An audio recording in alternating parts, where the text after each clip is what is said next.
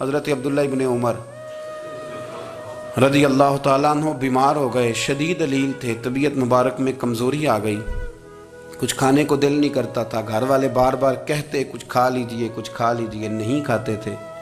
بالآخر حضرت نافع آپ کے غلام تھے، ان سے کہنے لگے کہیں سے مچھلی مل جائے نا تھوڑی سی تو میں کھاؤں گا۔ تو کہتے ہیں میں سارے مدینے میں ڈھونڈتا رہا، مچھلی نہ ملی، اگلے دن بھی ڈھونڈی تو نہ ملی، تیسرے دن بھی ڈھونڈی تو نہ ملی، تو فرمانے لگے یار بس چھوٹی سی خواہش ہے، کوئی فرض نہیں ملتی تو رہنے دے۔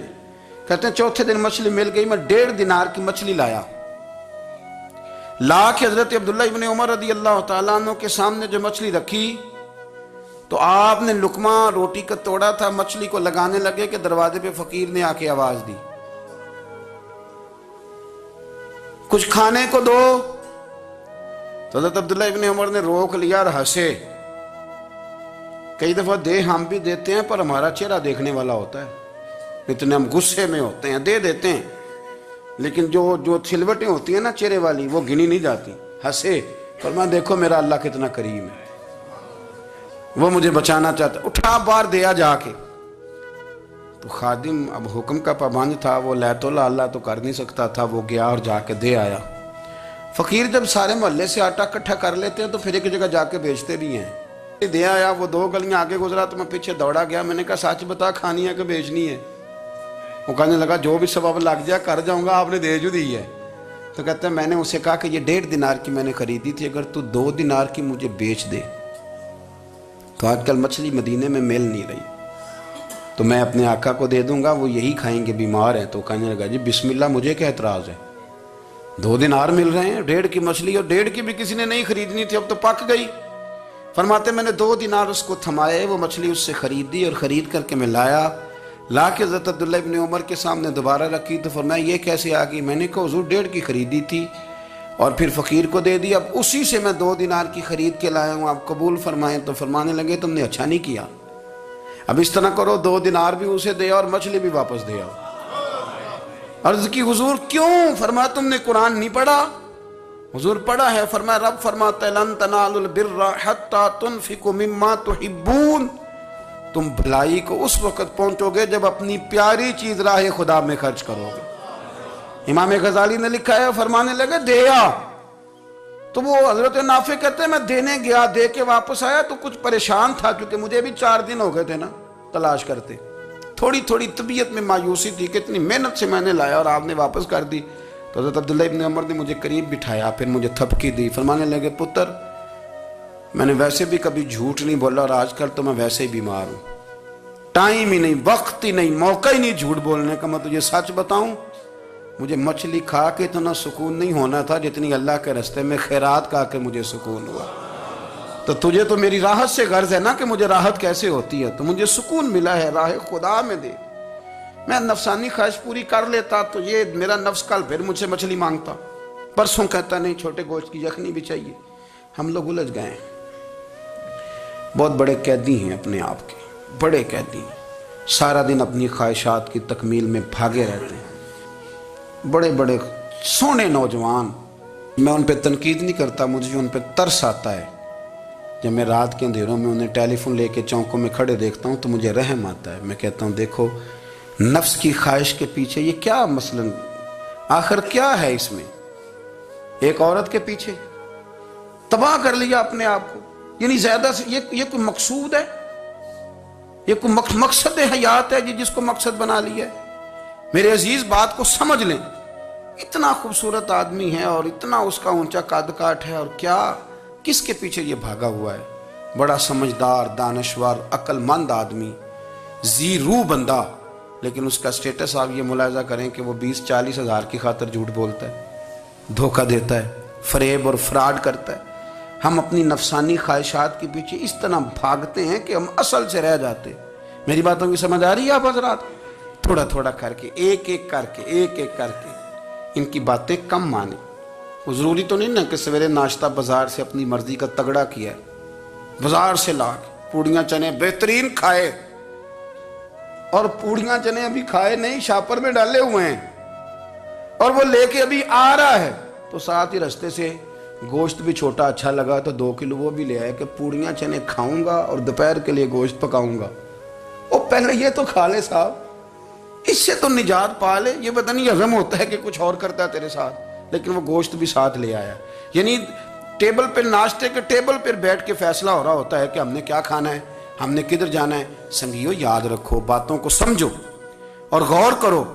ये थोड़ा थोड़ा करके जब हम छुटकारा हासिल करने की कोशिश करेंगे ना, छुटकारा हासिल करने की, कई जगह से, किसी जगह से अगर आपको तंबी होती है ना, तंबी, उसमें भी बड़ा मज़ा आता है। उसमें बड़ा, हमारे एक बुजुर्ग थे, तो एक दिन ना मैं गया तो कहने लगे अल्हम्दुलिल्लाह आज मैं बड़े सुकून में हूँ। मैंने कहा जी वो क्या हुआ? कहने लगे मैं अपने आप को बड़ा पीर साहब समझने लग गया था। तो एक वापडा के किसी आदमी से काम था, तो मेरे एक दोस्त ने मुझे कहा कि पीर साहब उसको टेलीफोन कर दें, सुना है आपका अकीदतमंद है। मैंने उस बंदे को टेलीफोन किया तो कहता पीर साहब मैं इज़्ज़त आपकी बड़ी करता हूँ पर यह काम नहीं हो सकता। कहते जब उसने मुझे कहा ना तो कुछ भी नहीं, तो मुझे बड़ा मज़ा आया है, वरना मेरा तो नफ्स फूल गया था। मैं तो समझता था कि जो मैं कहता हूँ वैसे ही हो जाता है। कहते उसने थोड़ा सा ना मुझे लेवल में किया है, मुझे मज़ा आया। ये लोग ना अपने ऊपर बोझ डालते थे, ये थोड़ा थोड़ा पीछे हटते थे, ये समझते थे कि इस तरह तो हमारी तकमील रह जाएगी। सुबह से शाम तक अगर इसी नफ्स की बातें मानते जाएंगे तो खराबी करेगा। दौलत का नशा है भाई, दौलत इकट्ठी करने वाला किसी जगह सैर नहीं होता। हुस्न का नशा है, हुस्न का नशा है। हज़रत अबू बकर शिबली रहमतुल्लाह अलैह फरमाया करते थे जो तेरी बेटी को खूबसूरत समझ के उसके साथ निकाह करना चाहे उसे बेटी ना देना। हजरत जी क्यों? फरमाया हुस्न तो थोड़े दिन के बाद खत्म हो जाएगा, फिर वो इसकी कदर नहीं करेगा, वो तो कहीं और मुंह मारता फिरेगा। हज़रत अबू बकर शिबली रहमतुल्लाह ताला अलैह की बेटी खूबसूरत थी। एक नौजवान कहने लगा मेरा निकाह कर दें। आप फरमाने लगे पुत्र तो 1 महीने के बाद आना, कर दूंगा। बड़ी मोटी ताज़ी खूबसूरत साहिबजादी। तो हजरत ने उसे दवाई खिलाई, उसे पखाने लग गए। जो पखाना करती एक मटके में संभाल देते।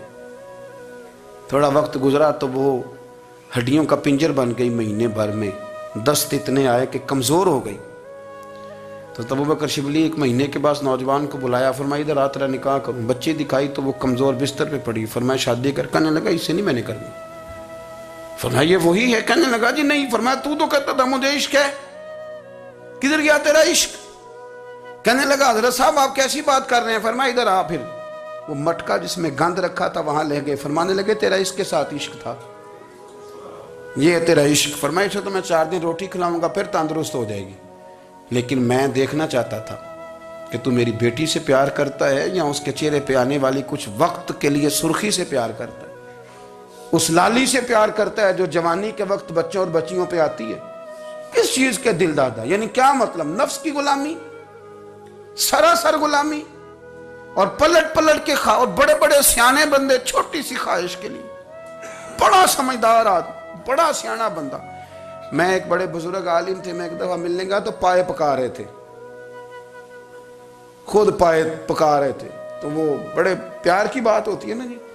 तो तामत बांधी हुई और बड़ी जनाब खस्ता हाली और वो पाए पका रहे हैं। तो मैंने उनसे कहा, मैंने कहा हजरत जी पाए तो किसी और ने भी पका लेने थे, आप बुखारी लेके बैठते, चलो मेरी तरह का कोई बंदा आपसे इस्तेफादा भी कर लेता। अब पाए आप लाएंगे, फिर पकाएंगे, फिर आप खाएंगे, तो ये तो 24 घंटे आप किसी काम में गुजर जाएंगे। तो ये एक छोटी सी ख्वाहिश के लिए, मैं किसी चीज को हराम नहीं कह रहा। कुरान पाक की जो आयत पढ़ी है सिर्फ उसकी तफसीर आपके सामने अर्ज कर रहा हूं।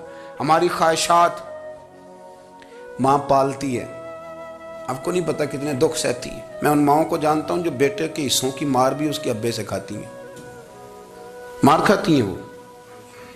एक खातून है, एक कान से सुनता नहीं, मेरे पास एक दफा आई, कहने लगी 60 लग गई सी, कोई दुआ कर दें या कोई वजीफा पर, डॉक्टर कहते हैं ठीक नहीं हो सकते। मैंने कहा बाजी सही बताओ मसला क्या है? कहने नहीं कुछ भी नहीं, मसला क्या होना है, पुत्र गलत निकल आया है, उसका बाप रोज़ मारता है, आज मैं आ भी गई हूँ तो उसने एक थप्पड़ मेरे कान पे मार दिए, तो पर्दा फट गया।